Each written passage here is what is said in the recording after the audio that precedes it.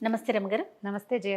సాధారణంగా వినాయకుడికి వివాహం కాలేదు అని చెప్తూ ఉంటారు. కానీ సిద్ధి బుద్ధి అనే భార్యలు ఉన్నారని కూడా వింటూ ఉంటాం. అసలు సిద్ధి బుద్ధితో కూడిన వినాయకుని దేవాలయాలు ఉన్నాయా? అసలు ఆయనకి వివాహ మహోత్సవం మనం శివపార్వతుల కళ్యాణం, శ్రీరాముల కళ్యాణం ఇలా చేస్తూ ఉంటాం కదా.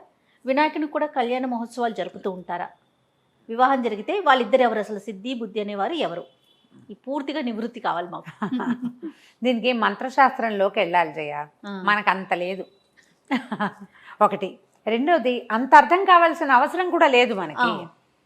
మనకు అంత అవసరం లేదు. సాధారణంగా తెలిస్తే చాలు చాలు, అంతే కదా. అంతేనండి. అయితే దీని మీద కొంత విచిత్రమైన గాథ ఒకటి కనపడుతుంది.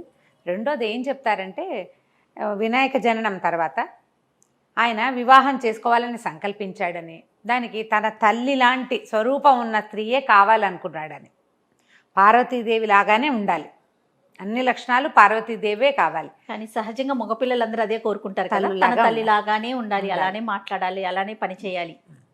ఈయన శక్తులతో సహా పార్వతీదేవి లాంటి స్వరూపం కావాలనుకున్నారని వినాయకుడి పెళ్లికి 1000 విఘ్నాలని మనం ఒక చిన్న తమాషా కథ కూడా చెప్పాం. అవును. అయితే ఈ మనకి పురాణాల్లో కనపడేది, శివపురాణంలో వినాయకుడి వివాహ ప్రస్తావన కనిపిస్తుంది. ఆయన శివ దేవాలయం దగ్గర వేచి చూశాడని, ఎంత చూసినా ఆయనకి కనపడలేదని, తల్లితో పోలగలిగే స్త్రీ స్వరూపం కనపడక తన శక్తిని యోగశక్తిగా మార్చుకున్నాడని చెప్తారు. శివపురాణంలో ఇలా చెప్పబడింది. అయితే ఇప్పుడు మనం సిద్ధి బుద్ధి అనేది వింటూ ఉంటాం. ఇవి రెండు వినాయకుని యొక్క సహజ శక్తులవి. కార్యసిద్ధి, విద్యాబుద్ధి. విద్య అంటే జ్ఞానం అన్నమాట, సిద్ధి బుద్ధి. ఓకే. ఇవి రెండు వారి యొక్క, ఆయన వినాయకుడి యొక్క సహజ సిద్ధమైన శక్తులు. దీనికి ఒక చిత్రమైన గాథ ఏం చెప్తారంటే, గణేష్ పురాణంలో ఉందని అనాలా, ఒక కల్పిక గాథ అయినా కావచ్చు, కానీ కథ కొంచెం చిత్రంగా ఉంటుంది. సృష్టి ఆది అప్పుడు బ్రహ్మదేవుడు సృష్టిని ప్రారంభించి సృష్టి అంతా తయారు చేస్తే అంతా వైకల్పికంగా, విచిత్రంగా, వంకర టింకరగా, సజావుగా లేదని ఆయనకి అనిపించిందట. ఏదో సరిగ్గా లేదు, బాగా కుదరటం లేదని ఆయన నారదుడు తన దగ్గరకు వచ్చినప్పుడు ఆయన చెప్పాడు, ఇలా బాగుండలేదు, విరూపంగా వస్తోంది, ఒకటి కూడా చక్కటి స్వరూపంగా కనిపించట్లేదంటే నువ్వు వినాయక ప్రార్థన చేయలేదు, గణేష ప్రార్థన చేయలేదు, అందుకే ఇలా విఘ్నాలు వస్తున్నాయి. విఘ్నాధిపతి కోసం తపస్సు చేయమని నారద మహర్షి బ్రహ్మదేవుడికి చెప్పాడని.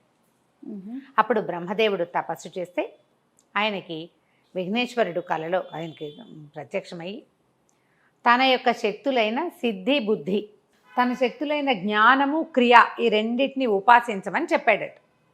ఆ రెండింటిని ఉపాసించి ఈయన సృష్టి చేశాడు. ఆ రెండు శక్తులు ఆయనకి 2 కన్యకలుగా ఆవిర్భవించారు. బ్రహ్మదేవుని కుమార్తెలైన మనసులోంచి ఉద్భవించారు.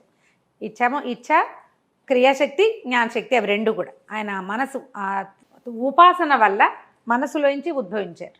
అయితే ఈ కన్యలు 2 పెద్దవాళ్ళు అయ్యారని, వీళ్ళు గణపతిని వివాహం చేసుకోవాలని కోరుతున్నారని భావించి ఆయన గణపతిని ప్రార్థించాడట. నా కుమార్తెలు 2, వీళ్ళిద్దరిని నువ్వు స్వీకరించమంటే అప్పుడు ఆయన కళ్యాణ స్వరూపంగా వీళ్ళిద్దరిని స్వీకరించాడు. నారదుడు అడిగాడట, నువ్వు బ్రహ్మచారివి కదా, కళ్యాణం చేసుకున్నావంటే, కాదు, ఇది కళ్యాణం అని అనుకోకూడదు, ఇవి నా శక్తులు, నేను బ్రహ్మదేవుడికి ఇచ్చాను, నా శక్తులు మళ్ళీ నన్ను చేరడానికి వచ్చినాయి, నేను ఇచ్చినవి అవి, అందుకని మళ్ళీ నా దగ్గరికి వచ్చినాయి తప్ప ఇది కళ్యాణం అని వారిద్దరూ స్త్రీలని నేను పురుషుణ్ణని భావించడానికి వీల్లేదని విఘ్నేశ్వరుడు సెలవిచ్చాడని చెప్తారు. అయితే మనం ఈ కథ విన్నప్పుడు మనకు ఒక ప్రశ్నే వస్తుంది, మనం పార్వతీదేవి వినాయకుడిని పిండి బొమ్మని చేసింది. అవును. ఇప్పుడు మరి బ్రహ్మదేవుడు సృష్టి ప్రారంభించినప్పటికీ ఈ కథ లేదు కదా, ఇది ఎక్కడి నుంచి వచ్చింది? సృష్టికి ముందు నుంచే మన విఘ్నేశ్వరుడు ఉన్నాడని ఒక కథ. ఇవి రెండు శక్తులు సృష్టికి ముందు నుంచి ఎలా ఉన్నాడు అనేది మనం ఇంకో దాంట్లో చెప్పుకుందాం. ఈ రెండు శక్తులు ఆయన యొక్క శక్తులు. పైగా మంత్రశాస్త్రంలో ఏంటంటే, ఏదైనా ఒక దేవతా పూజ చేసేటప్పుడు అందులో స్త్రీతత్వం కూడా ఉండాలనేది ఒక నియమం అట. నియమం అది. ఆ నియమబద్ధంగా ఈయనలో ఉన్నటువంటి ఈ రెండు శక్తులని, సిద్ధి బుద్ధులని, ఈ రెండింటిని స్త్రీ శక్తులుగా భావించి ఆరాధించడం ఒక సాంప్రదాయంగా ఉంది. పైగా మనకి ఏమిటి, వినాయకుడు ఎలాగా త్రిమూర్తుల తర్వాత ఆరాధ్య దైవం వినాయకుడే. అవును. మహాభారతాన్ని రాసిన వ్యాస మహర్షి కూడా త్రిమూర్తుల తర్వాత వినాయకుడినే స్తుతి చేశాడు. ఆ మహాభారతం మొదటి శ్లోకాల్లో చూస్తే కనపడుతుంది మనకి. పైగా ఇంకొకటి ఏం చెప్తారంటే పంచాయతన పూజా విధానం భారతదేశంలో చాలా ప్రఖ్యాతమైంది. ఇవి శివశక్తి పంచాయతనము, శక్తి పంచాయతనము, విష్ణు పంచాయతనము, ముగ్గురులో శివుడు, శక్తి, విష్ణువు ముగ్గురు కామన్ కదా. వీళ్ళు ముగ్గురు ప్రతి పంచాయతనంలోనూ ఉంటారు. ఎవరు ప్రధాన దైవం అయితే వాళ్ళు మధ్యలో ఉండాలి. వీళ్ళు ముగ్గురు కాకుండా ఇంకో ఇద్దరు ఎవరు ఉన్నారంటే సూర్యుడు, గణపతి. అంటే వీళ్ళ ముగ్గురుతో పాటు సూర్యుడు, గణపతి కూడా అంత ఆరాధ్య దైవాలు, అంత ప్రత్యేకమైన వాళ్ళు. వాళ్ళు తప్పకుండా ప్రతి పూజలోనూ వీళ్ళు ఉండవలసిందే. పంచాయతనం ఒక దేవాలయము, విష్ణువుకి సంబంధించింది అంటే అక్కడ గణపతి ఉంటాడు, శివుడికి సంబంధించింది అంటే అక్కడ గణపతి ఉంటాడు, అమ్మవారికి సంబంధించింది అంటే అక్కడ గణపతి ఉంటాడు. ఇదే కాకుండా పూర్వకాలం మనకి సౌరం అనేది ఒక మతంగాను, గాణాపత్యం అనేది ఒక మతంగాను కనపడుతుంది. గణపతి అనేది ప్రత్యేక మతం, గణపతే ఆరాధ్య దైవం, అక్కడ గాణాపత్యము అని చెప్తారు. దీనికి మనం ఇదివరకు గణేష్ పురాణంలో కొన్ని శ్లోకాలు, కొన్ని విషయాలు చెప్పాం లాస్ట్ ఇయర్, అందులో చెప్పుకున్నాం.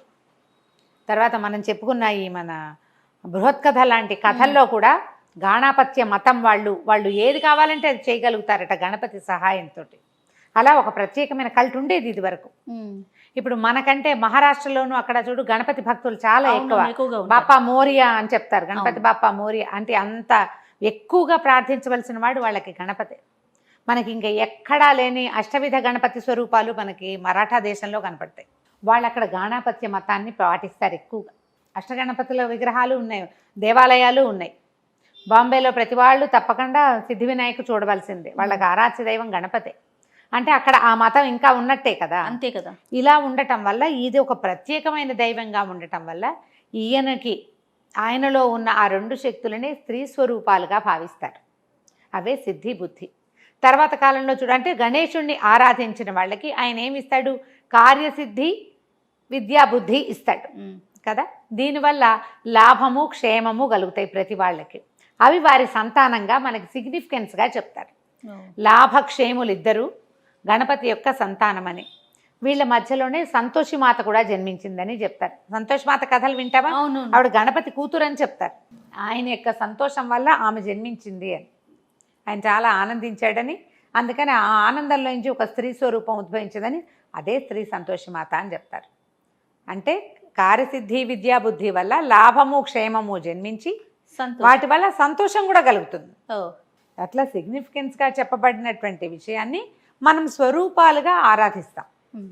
మనకి సాధారణ దేవాలయాల్లో ఎక్కడ సిద్ధి, బుద్ధి సమేత గణపతి కనిపించరు. కాకపోతే కాణిపాకం లాంటి కొన్ని క్షేత్రాలలో గణపతికి కళ్యాణం చేస్తారు, కానీ అది ప్రత్యేకంగా అలా ఏం కనిపించదు, ఎక్కడ మనం చూడం. అది శ్రీరామ కళ్యాణం చూస్తామా, శివ కళ్యాణం చూస్తాం, అక్కడక్కడ కొన్ని దేవాలయాల్లో కనిపిస్తుంది. సీతారామ కళ్యాణమే విశేషంగా, వెంకటేశ్వర కళ్యాణం అవే కదా కనిపిస్తాయి. రాధా కళ్యాణం, మన సీతా కళ్యాణం ప్రతి చోట చేస్తాం. ఇంకోటి ఏదో ఉంది, ఇంకో కళ్యాణం చెప్తా. వల్లీ దేవసేన సమేత సుబ్రహ్మణ్య స్వామి కళ్యాణం కూడా కనిపిస్తారు. అక్కడ కూడా రెండు స్త్రీ శక్తులు స్వామివారి పక్కన నిలబడ్డట్టు కనపడతాయి. కానీ అలాంటిది మనం గణపతి దగ్గర చూడండి. గణపతిని బ్రహ్మచారి దైవంగానే ఆరాధించవచ్చు. ఇప్పుడు పరాశర సంహితలో చెప్పారు, ఆంజనేయ స్వామికి ఆయన శరీరపు కాంతే సువర్చలాదేవిగా చెప్పారు. ఒక స్త్రీ కాదు ఆవిడ, ఆంజనేయ స్వామి యొక్క తేజస్సే సువర్చల. సువర్చల అంటేనే అది కాంతి, పెద్ద చక్కటి వర్చస్సు కలిగింది. కొన్ని చోట్ల అట్లా చెప్పబడింది. ఇది అట్లా కనపడుతుంది కాబట్టి మనం ఇది చెప్పుకుంటున్నాం. కానీ కొంచెం మన దేశంలో కంటే ఇండోనేషియా ఆ వైపు ఇద్దరు స్త్రీలు పక్కపక్కన అమ్మవార్లు కూర్చున్నట్టుగా ఉండే గణపతి విగ్రహాలు కనపడతాయట. మనకి వాతాపి గణపతి అవన్నీ చాలా ప్రఖ్యాతమైనవి కదా, బాదామిలో అక్కడ కనిపిస్తాయి. అవి ఏక విగ్రహంగానే ఉంటాడు, పెద్ద బొజ్జ ఇట్లా కూర్చుని ఉన్నట్టుగా స్వామి కనపడతాడు. మనం తెలుసుకోవటమే, అంతకంటే పెద్ద విశేషమైనది ఏమీ లేదు ఇందులో. పూర్వకంగా మనం ఆరాధన చేసేటప్పుడు మంత్రాధిష్టాన దేవతలు స్త్రీతత్వం ఉండాలని ఒక నియమం ఉంది కాబట్టి ఆయనలోని శక్తులనే ఈ స్త్రీతత్వ స్వరూపాలుగా కనిపింపజేస్తారని ఇవన్నీ వివరణలు పెద్దవాళ్ళు చెప్పినవే చేయాలి, మన సొంతమేం కాదు. రకరకాల పుస్తకాల్లో చదివిన వ్యవహారమే నేను మీకు చెప్తున్నాను అన్నమాట. బ్రహ్మచారి అంత ఆరాధించండి, సిద్ధి బుద్ధి సమేతంగా ఆరాధించండి. ఎలా ఆరాధించినా గణపతి ఆరాధనే చేస్తాం. ఏ పనైనా చేసేటప్పుడు మొదట ఆయనని ప్రార్థించాలి. అది నమస్తే. నమస్తే.